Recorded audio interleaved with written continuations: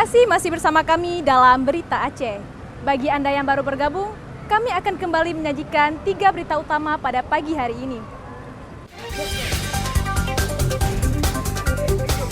Pelaku pembunuhan siswa sebuah SMK di Kutacane, Aceh Tenggara diringkus. Seorang diantaranya rekan korban.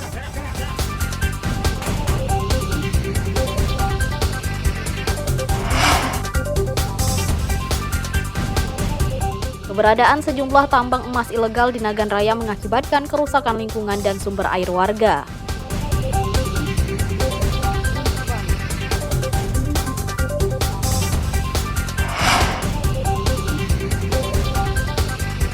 Warga Perela Aceh Timur kembali menggalakkan penanaman pohon di lingkungan rumah ibadah dan permukiman guna menghambat polusi.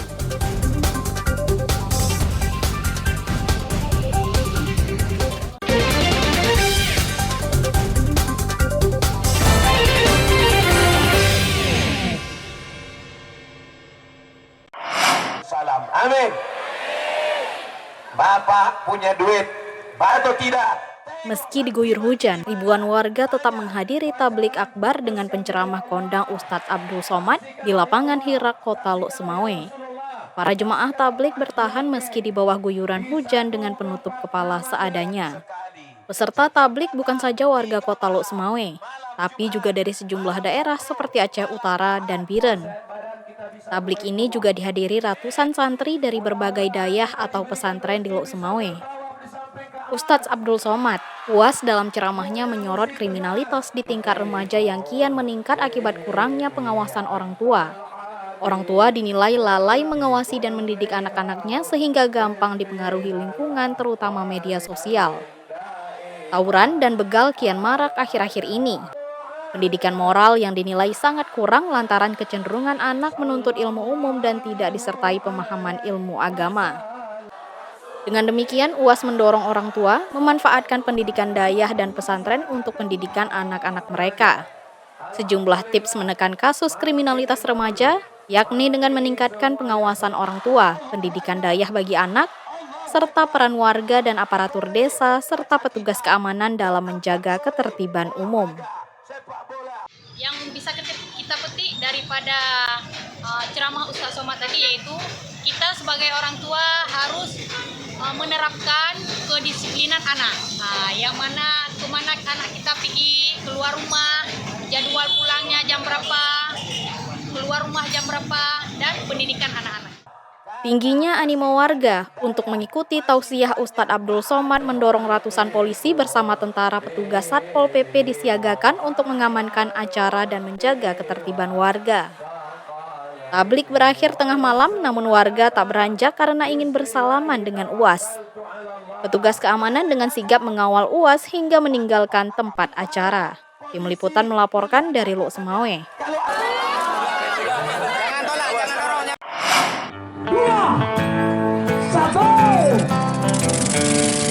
Puluhan perahu motor nelayan beradu kecepatan pada Lomba Raceboat Festival Kampung Sungai Lung, Langsa Timur, Langsa. Para peserta dari Kota Langsa, Kabupaten Aceh Timur, dan Kabupaten Aceh Tamiang ini saling berlomba menjadi yang tercepat pada festival wisata Gampung yang berlangsung Minggu pagi. 1, 2, 3, maju! Begitulah komando panitia kepada peserta lomba perahu motor nelayan di alur Sungai Lung, Langsa Timur. Peserta berebut menyalakan mesin agar bisa memacu perahunya.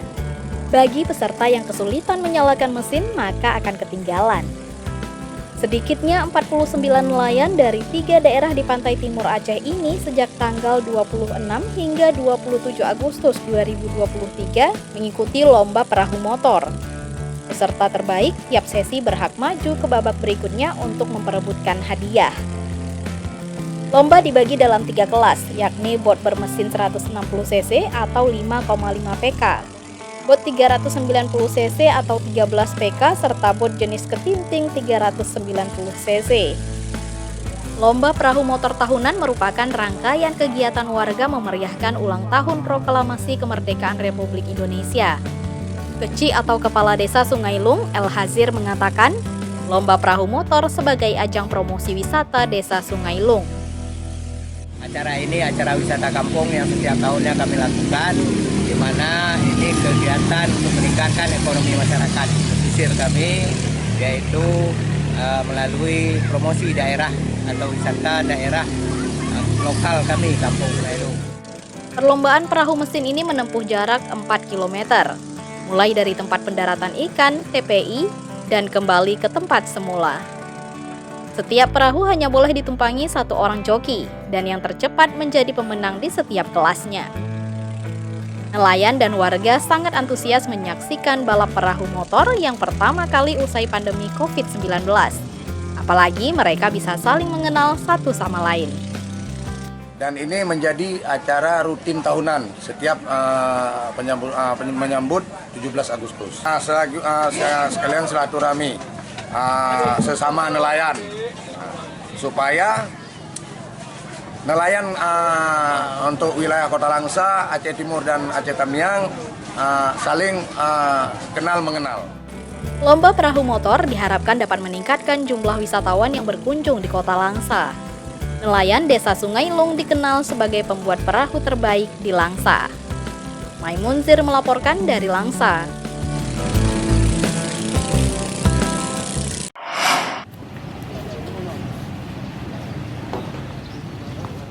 Warga Kecamatan Perla, Aceh Timur, Aceh kembali menggalakkan penanaman pohon untuk menekan polusi udara.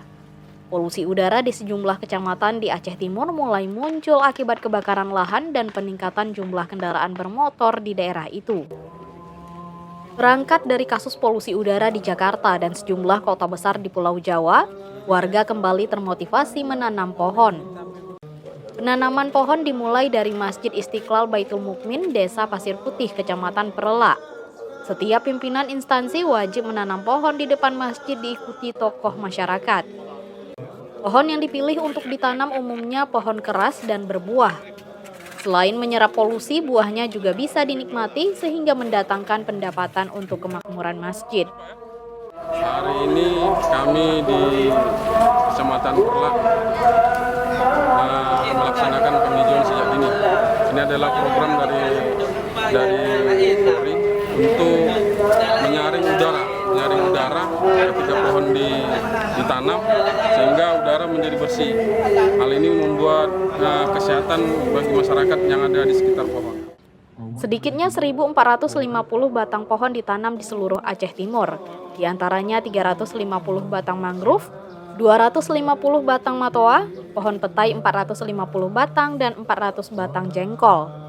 Sementara di Desa Pasir Putih, Perla, penanaman pohon mencapai 100 batang, 30 pohon di halaman masjid, selebihnya di tanah wakaf setempat.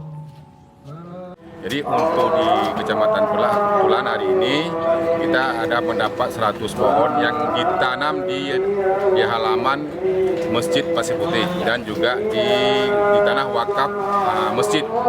Itu sebanyak 70 pokok, di sini 30 pokok. Semua masjid di Aceh dapat ditanami pohon. Selain bermanfaat untuk kesehatan, juga membantu keuangan dan kemakmuran masjid. Maimunzir melaporkan dari Aceh Timur. Informasi tadi sekaligus menutup perjumpaan kita pada pagi hari ini. Saya Resti Amelia dan seluruh tim redaksi yang bertugas pamit undur diri. Selamat beraktivitas dan sampai jumpa. Wassalamualaikum warahmatullahi wabarakatuh.